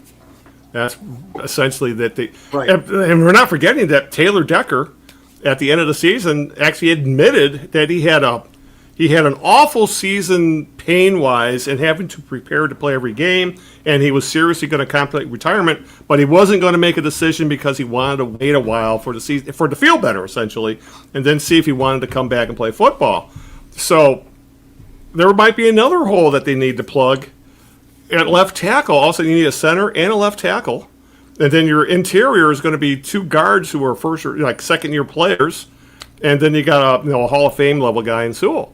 And tight end's a question mark right now with Laporta and Brock Yates both being hurt, and that was a massive issue for the Lions. You can see in their offense. Well, that the tight end essentially disappeared from the offense altogether because they were playing third-string guys, and that really affected how that offense ran. Didn't they have like three centers in that Bears game? Well, not the Bears game, that Vikings game alone. Didn't they have three centers that played? Yeah, exactly. And it was funny that The one guy who started I think the Vikings game got put back in the practice squad and then was picked up and taken away by the Browns because they said, "Oh, you can start for us. And you're not going to start long term in Detroit." And it turned out he didn't start in Cleveland either. But regardless, he thought it was a better opportunity. So yeah, the center was a revolving door at times this year because Glasgow is a serviceable veteran, but he's old, he's injured, and he's a guard, not a center. And Decker, who's going to go with him? Yeah. Hell, Dan Skipper was even talking about retirement as well. Their swing tackle. Right. So, and hell, he was more valuable as a tight end half the time anyway. But, yeah, that offensive line, there is a lot of question marks at the end of the season that's going to take a few months to figure out. Because if they need a left tackle, you're going to have to draft one. High. Because you have to have an elite left tackle. And those guys aren't available in free agency. They're just not. With all those problems, I think that's offensive coordinator becomes a much more critical choice.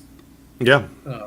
Because, he's going to have to work with a rebuilt offensive line, even though he has all these skill players, right? Has like high caliber skill players at the skill positions. So, yeah.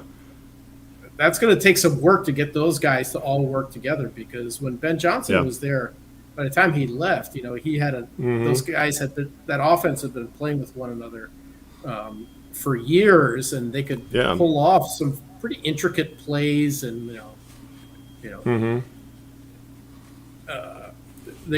things you wouldn't easily be able to kind of execute unless you had guys that were familiar with one another.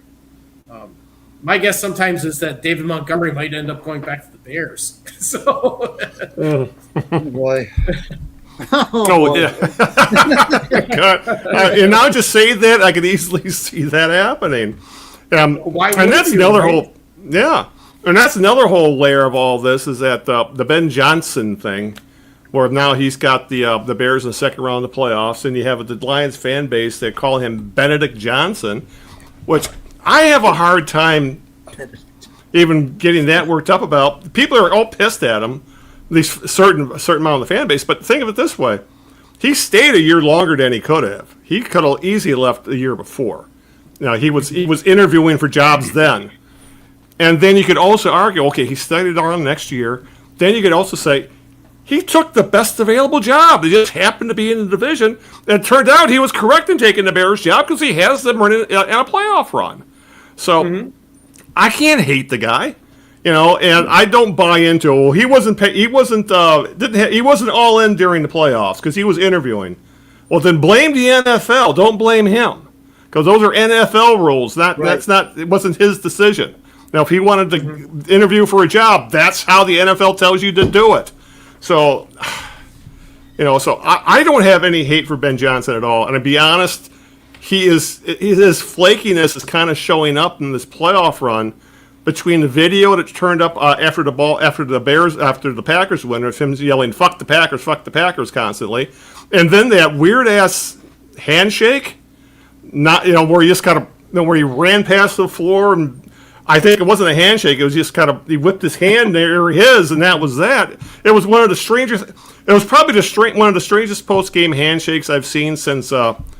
Harbaugh and Schwartz. Harbaugh, yeah.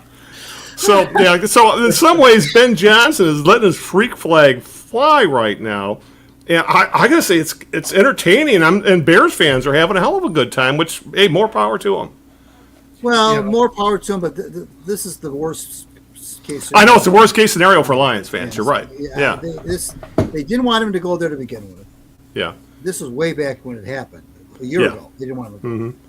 And then they were all making fun of the Bears. And said, well, the Bears are still the Bears, and they're still a crappy team. And then the Lions beat the crap out of them in week 2, and then everything. But then now look what's going on. Yeah, the only consolation to all of this Bears stuff is that they beat the Packers, because the Lions fans hate the Packers more than they hate the Bears, of course. But this is not making this whole Ben Johnson thing any easier for them to swallow, to see the Bears not win the divisional round. I think they go up against the Rams, another team they don't like. You're right about that. They got pixie dust or something going on. But those four, as you nailed it, those fourth quarter comebacks are not sustainable. It kind of feels like the Vikings of a few years ago, right? Where it seemed like every game they won was at the last second, and then they finally got knocked out of the playoffs when they ran out of their magic bag of tricks. Right. Mm-hmm. Yeah. So anyway, shall we move on to the Pistons and then call it a night? Yeah, something. Because we really have been hammering the Lions quite a bit over the past few podcasts. So, and now we're at a point where there's not going to be much going on other than talking about the postseason, which the Lions aren't a part of. So, let's kind of close things out. We'll talk a little bit of Detroit Pistons, who are like the Red Wings in first place, but they are also first place in the conference. They enter today at 28-10. They have a 3.5 game lead over the Knicks for the top seed in the East, and they may have had their most impressive win of the season a week ago today on national TV. Well, if you want to call it Peacock National, the Pistons destroyed the Knicks 121-90 in a rematch of the first game they played since they knocked the Pistons out of the playoffs last year. And that game was literally a curb stomping. I mean, that game was over early in the third. That game was completely over with. Right. And Cade Cunningham, without a doubt, looked like the best player on the court.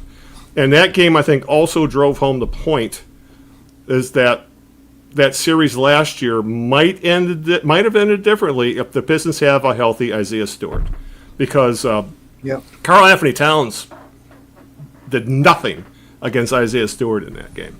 So, and he was damn near unstoppable because the Pistons didn't have a body that could handle him in the playoffs last year because Stewart got hurt in the first game. Right. So, and then of course, Stewart steps up in the next game and has a career game. When they beat the Bulls, he scored 31, 14 of 17 from the floor, 2 of 3 from 3. So obviously they're battling injuries. They did lose to the Clippers, but now they're off for the next 4 days, and overall things are looking really damn good for them. But that win over the Knicks, that was the statement win I think people were waiting to see from this team, and that they got it. Yeah. That's what they needed. Yeah, they had a big one out west too when they beat the crap out of the Lakers too. That was another, But no, you're right. The one against the Knicks was way more satisfying, of course. The one against the Lakers was good though too, because they had won the first 2 games of that trip, lost to 2 bad teams. Although the Clippers are hot right now. Clippers are looking pretty good again, but yeah, exactly. And so they kind of needed that win to have a winning record on the road trip. So that was on national TV as well. Yeah, that's right. But the Knicks game, certainly, you're right. Curb stomping. Good point about Stewart against Cat. The thing I like about, and I think I said in the chat with on our private messaging, was that the thing I like about the Pistons this year, they're closing games out. Yeah. They really are. They're dominating fourth quarters. Not only are they beating teams that they should beat, they're beating them. They're running away with games in the fourth quarter. They did it to recently to, I think Cleveland. They've done it too. They did it recently before the Knicks. Even there was another game where they kind of ran away with it in the fourth quarter. They were a team that shouldn't really have been hanging around, but they did, and the Pistons just ran away. I think like 35-16 in the fourth quarter or something. That's something we haven't seen. So there's a killer instinct with this team that I like, and I like how deep they are. I know that sometimes the fans get a little bit uncomfortable with JB going 10 deep, sometimes 11 deep on any given night. And even the game against the Clippers, who I think the Clippers are like 9-2 in the last 11. The Pistons were missing Harris. There was no Harris, no Duren, no Cunningham and Stewart, and no Stewart. Yeah, and the Clippers barely beat him. Now in the game in LA, of course, Kawhi went off. I think he like 51 or 53 or 55-point game, I believe. 55. Those nights happen. Whatever. That can happen against anybody. But so I like that. I like the fact that they're deep. I like the fact that they, even without all those players, they almost pulled it out against the Clippers the other night. They got a Suns team coming in, which is pretty good. So we'll see how they do there. But the West is better than the East. There's no question about it. And the Pistons, against the West has been a little uneven. But But that's to worry about later. Right now, worry about the East. Worried about finishing as high as you can in the East. Home court advantage, certainly at least for the first round, if not the second, and then take it from there.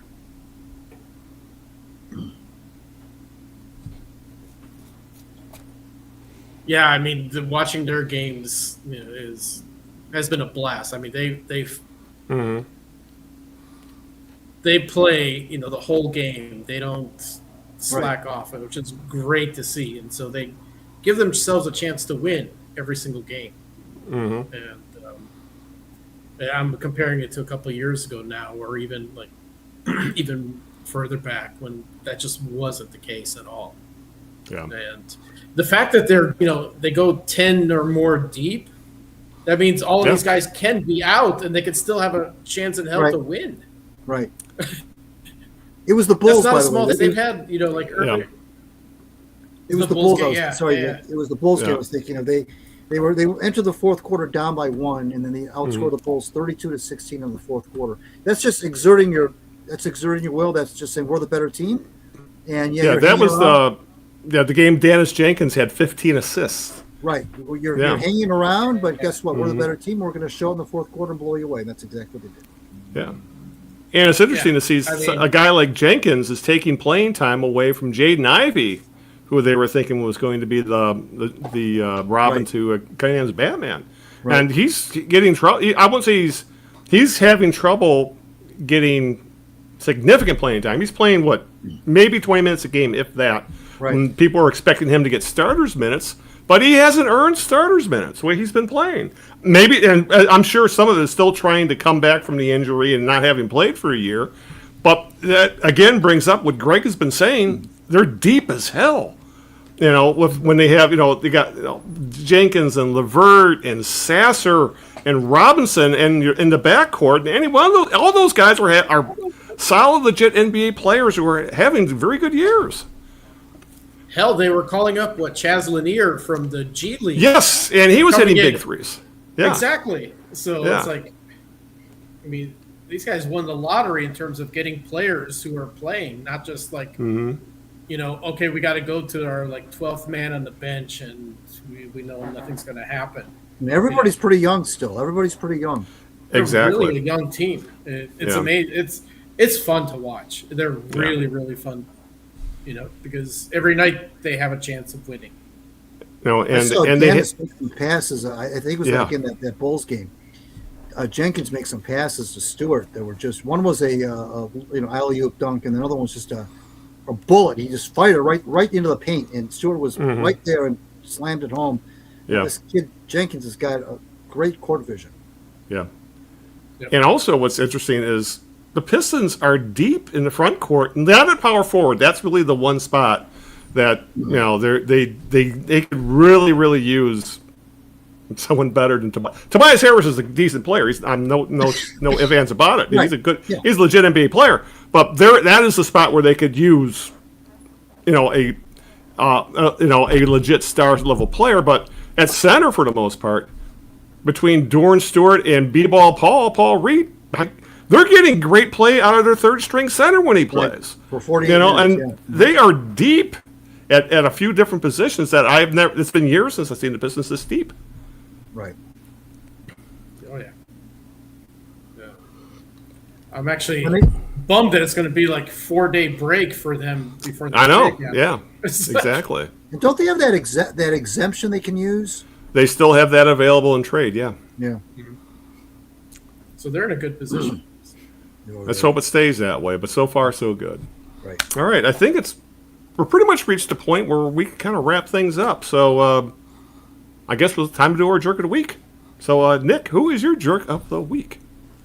So I don't remember who posted this, but it's this trend I saw at the end of the baseball season, and I just saw it again recently, and it was applied to Caleb Williams, the quarterback for the Chicago Bears.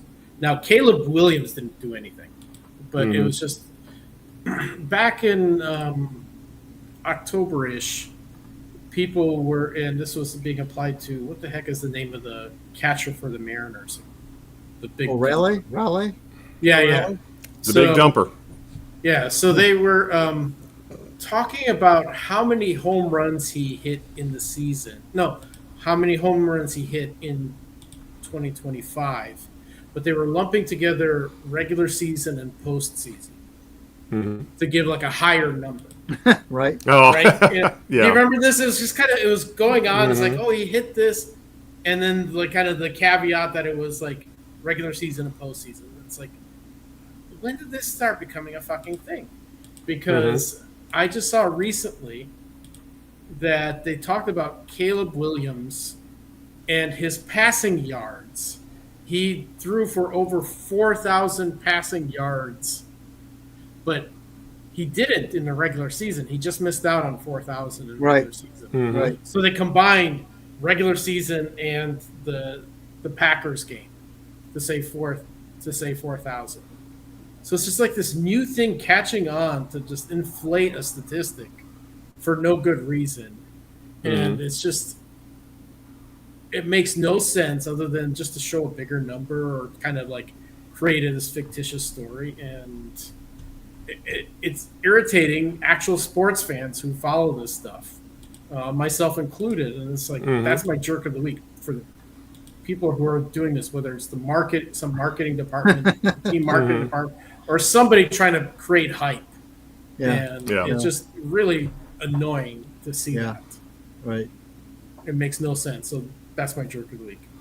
Good call. Greg, you're up. Well, I was going to go with the Ben Johnson thing. Not that Ben Johnson's a jerk.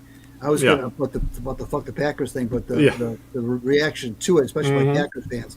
Not that I expect them to be happy about that, obviously, but I thought it was great. It's refreshing. It fuels the rivalry, and the Packers are not a well-liked team. They're not. Nobody, especially obviously teams in the NFC Central, NFC North hate them. But I think all around the country, they're not. I don't think the Packers are really that well liked of a team anyway. They've just been too good for too long, and so I didn't go with that. I decided to go, but stay with football. And you remember a few weeks ago, my jerk of the week was the Indianapolis Colts for dragging in the corpse of Phillip Rivers out and trying to win important games. Well, as you know that Black Monday came and went, and one of the victims was Pete Carroll. Yeah. Now, I've never been a big Pete Carroll fan whatsoever, but he's not the jerk. The jerk of the week for me are the Las Vegas Raiders and other teams like them who hire these old farts and expect something magical to happen. The Raiders have been a bad team for a number of years now. We talked about this earlier with the college with the whole Belichick thing with North Carolina or whatever that was, about how that was an ill-conceived plan. Well, now with Carroll, I don't know that I necessarily saw 3-14 coming, but I knew they weren't going to be any good, and I knew that just bringing in Pete Carroll at age 74, whatever he is, I knew that wasn't going to change the tenor of that organization, and they let him go after 1 year. So my jerk are organizations what kind of mindset are you going with here? And I asked the same question about Belichick back in. He said that's got to be, that had to have been a money grab. But here, what is the Raiders ownership? Tom Brady's one of the people on that ownership team. Right. What are they thinking about when they do these kind of moves? Bring a guy like that. What do they think a guy like Pete Carroll's going to do to inject something into that horrible roster that they have? Terrible roster, bad quarterback situation, bad defense, really bad offense, especially offense. What are they expecting when they bring a guy like this in? The Raiders used to stand for way better stuff than that. I know I'm going back to the Al Davis days, of course, but this is a joke. And so they canned him after 1 year. I don't know. I can't remember what his contract length was when he signed last year. I don't know how many years they initially he thought he was going to coach. But one and done for Pete Carroll, and so I'm not as much as I don't like Carroll. I'm not mad at him. I'm just wondering why these teams are giving these fossils contracts like that. That's a good point. I mean, anybody who takes over the Raiders job is going to be asked to polish a turd, right? And it's going to take a long time, especially with that lousy roster, to turn that roster over and to get it in the good players. So. I think there was a graphic somewhere where the Raiders this year are paying out $55 million to coaches. Yeah. Wow. So like 5 head coaches and Chip Kelly as well, because he was probably a highly paid offensive coordinator. While I'm thinking about, how about that insane stat that Nick shared with us? New York Jets, first team to go 17 games without an interception. Yeah. That's unbelievable. And That's- deep with that's- a guy like Aaron Glenn, that's got to be really a hit to his. I'd be eating them up alive. Oh, Well, him taking that job is polishing a turd too. yeah. No question about it. Well, he wanted actually, to be the ex-Jet that came home, and I'm going to fix the Jets. I'm an ex-Jet, and I played. I don't know how many years he played there. I'm going to be well liked by the Jet fan base, and he came from a winning organization. I'm going to fix the Jets, and no. I much prefer what Ben Johnson did. Waited for a job he actually liked. Right. Chicago had a good roster. They just had lousy coaching. And they got bad ownership in New York, horrible ownership at the Jets, terrible. Right, exactly. They make the Lions look good, I think. Right, Yes. exactly. Yeah. So All right. My jerk of the week, there's a few ways I could go, but I'm going to go with the college football, specifically the Big Ten. And not for what's going on right now with the college football playoff. And, Indiana, who would have thought a few years ago Indiana would look like a juggernaut Right. when it comes to winning the national damn title? And it looks like the Big Ten is going to have a third straight title winner. But take that out of the conversation. What's going on is there's a couple of weeks before college football can make changes into the size of the playoff. And apparently ESPN has been saying that there is momentum right now, and you know who the momentum is. It's going to be the Big Ten and the SEC to increase the field to 16. Okay. A 16-team playoff. But the Big Ten is saying now that, well, we will agree to a 16-team playoff, but we would prefer a 24-team college football playoff. If there was a 24-team playoff, Michigan would have made the damn thing. And does anybody think Michigan was capable of winning a national title? Even with this new era of parity, there's probably 5 teams capable of winning a national title. Hell, the way the playoff is gone, it's more like about 3. And no one would have said Miami was one of them at the time. They're in a national title game, but it's actually getting ridiculous. I have no problem with the playoff, and the bitching about who was the 12th team and who got left out. Specifically Notre Dame. And then they refuse to play in the Pop-Tarts Bowl. Don't even get me going on Notre Dame. But regardless of all that, it's looking more and more like in a couple years we're going to have a 16-team college football playoff, and quite possibly a few years after that, a 24-team college football playoff. Guys, when are we just going to have a field of 68 like we do in basketball at this point? That's where we're headed. Until March. Yes. If you're bowl eligible, you're in the playoff. Yeah. And that's what it's beginning to feel like. 20-game seasons now all of a sudden, yeah. Yeah, these kids are going to be, older men, young men. Yeah. They're going to be playing more football than the NFL players. Right. I didn't want to say professional because these kids are essentially professionals at this point. Right. Especially what we've seen going on with the transfer portal as of late.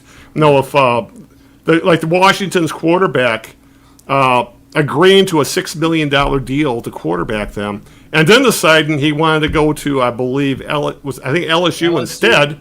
Yeah. And then, obviously, Washington is like, we have a signed contract, and you will have to pay all that money back. So a kid's going to play for Washington, once the lawyers got called in. But, it's all professional now. But the thing is, we're getting to the point where even their playoffs are going to be more ridiculous than the NFL's. Well, you mentioned the players being professionals. Essentially, college does have the portal is their free agency. That's exactly. What it is. You mentioned players are playing more football than they do in the pros. I know you're kind of tongue in cheek with that, but they have their own free agency, and that's the portal. That's how schools acquire players in the offseason now, just like they do in professional sports. Yeah. I'm waiting for the mid-season tournament for college football. Oh God! Because I know they're talking about it with yes, you're right. Too. That was one of the things I thought about. A mid-season tournament in Major League Baseball. Why? No, please. No one cares about the mid-season tournament, the NBA Cup. No. At least I've never met anybody that gives a shit about it. Or this other crazy shit. Oh my God, there were so many jerks to go around. And college football could be a one every week, every podcast, the way things are going with college football right now, between what's going on with the portal, between what's going on with the playoffs, between what happened in Michigan. Now Notre Dame and USC aren't going to be playing each other now? Yes, exactly. Yeah, exactly. It's. I mean, I love college football. I watch it. I know I watch it more than you guys do, but it's really, and let alone you need about 7 different streaming services now to be able to watch games. So yeah, it's as bad as the NFL is, college football is worse when it comes to it being a money grab, and it's absolutely. I mean, I don't mind players getting paid, don't mind them getting what they can and all that, but there needs to be guardrails put in place at this point because, could you pitch?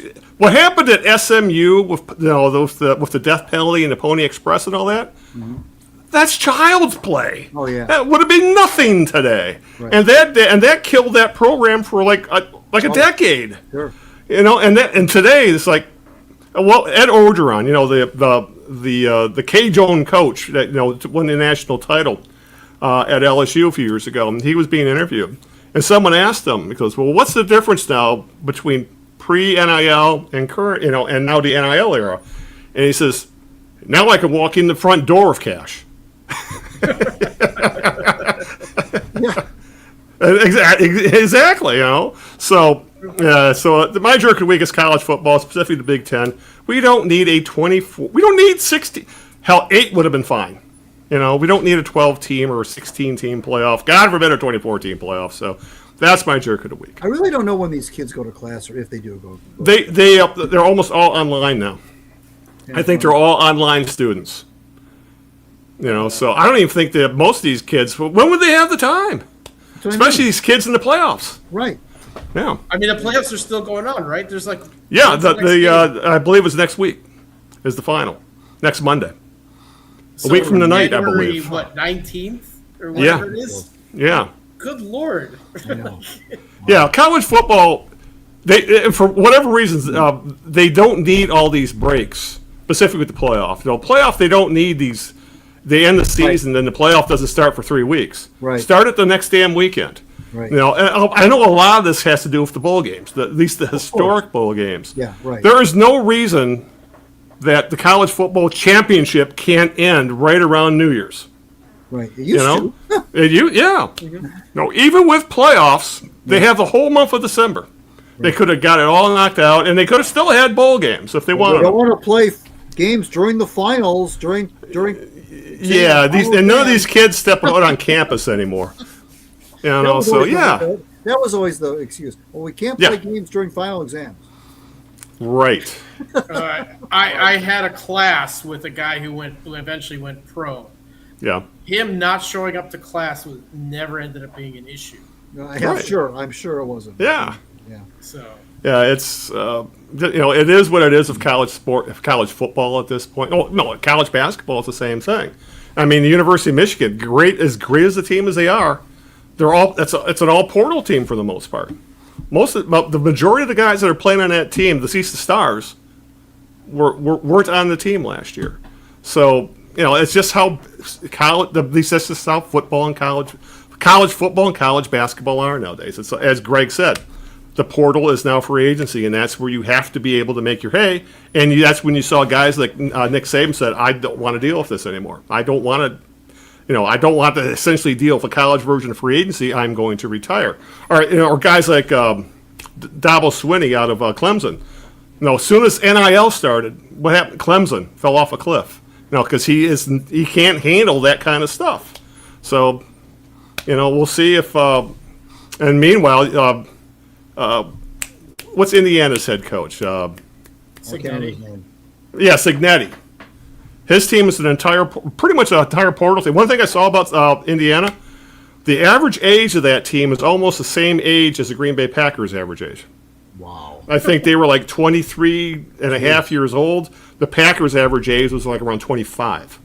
What that tells you that there's I think a lot of there's still COVID players who had that extra year or two eligibility back from COVID 5 years ago are still playing. So, wow. And also I love college football, but it is an absolute mess right now, and mostly is because of the Big Ten and the SEC. So, yeah. All right, let's get the hell out of here, because I said we're going to wrap this show up 15 minutes ago. We all ended up ranting and raving. So, I think with that, Greg, if you could get out the social media and maybe pimp your column, and we'll go from there. Absolutely. Please subscribe to my Substack, gregeno.substack.com. I'll be in your inbox every Monday. Follow me on Twitter or X if you prefer, at Greg Eno. Follow the Knee Jerks on Twitter or X, at the Knee Jerks. We might bring on a guest. We'll see you next time. We'll be with you, I think it's on the 26th. But meanwhile, I want to thank my lovely wife, Sharon, for putting up with this nonsense every 2 weeks. Thank you guys for making Monday night so gosh darn fun. And Nick, if you could let people know where they can find you online. Yes. The only place, simple enough, is on Twitter. I'm at Nick Milanovich. And so if you want to commiserate, argue about sports, that's where I'll do it. So, Twitter. Awesome. All right. The homepage for the Knee Jerks podcast is, of course, thekneejerks.net. All the links to social media, topics we've talked about, future guests, all that can be found at thekneejerks.net, where the latest episode will be posted. We would appreciate it if you'd like, share, and subscribe to the podcast. We're available pretty much anywhere podcasts are found, such as Apple Podcasts, if you're on YouTube Music, iHeartRadio, Spotify, Amazon Music, pretty much all the big players. You can find us there. Just do a search for the Knee Jerks podcast, the Knee Jerks of Eno, Nick, and Big Al. Some variation of that, you can find us there. Or for that matter, just go to kneejerks.net and it'll take you right there. So that's what we would love you to do. Also, our show live streams every podcast to both YouTube and Twitch. Same thing, just search for the Knee Jerks. You can find us there. And other than that, I think it's time to get the hell out of here. So we will see you in 2 weeks. I'll probably be getting ready to go up north about that time, but I should still be home for that show. So with that, I think it's time to get the hell out of here. So as always, when it comes to what our next show is, for sure, watch social media. So, other than that, let's get the hell out of here. So, this is Al Beaton saying good night, good evening, and aloha, good luck, and all that, along with Nick Milanovich. Good night, guys. And, of course, our columnist, Greg Eno. Ciao, Italy. We'll see you in 2 weeks.